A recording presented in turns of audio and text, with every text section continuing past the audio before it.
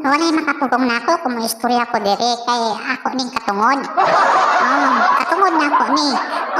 Wala mo ipakialam sa ako kung unsa akong mga plano o unsa akong gusto. Because we have the right. Meron kayong right. Ang ako lang ba, no? Nganong dili ko ninyo paduwaon og basketball?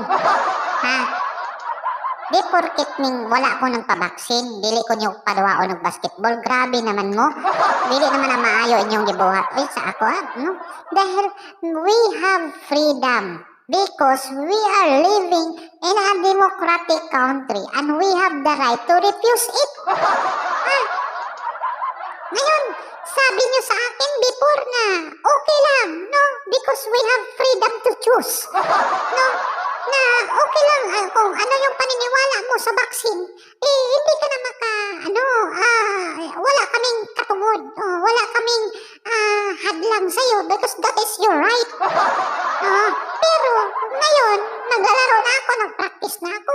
Grabe, todo dag-dag na ako, itsa-itsa na ko bola lipay na kayo ko, ito nang ato ko sa court, nang itsa-itsa ko.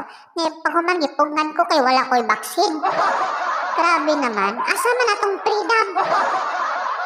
Asa naman to atong rights? No? Nagbuhat-buhat mong Statue of Liberty pero wala tayo right? Kadako anang Statue of Liberty? Meaning freedom? Freedom, ha? Ang Statue of Liberty meaning freedom. Pero kadako pero karon wala tayo rights? Nabuang mo? Sa man inyo oy.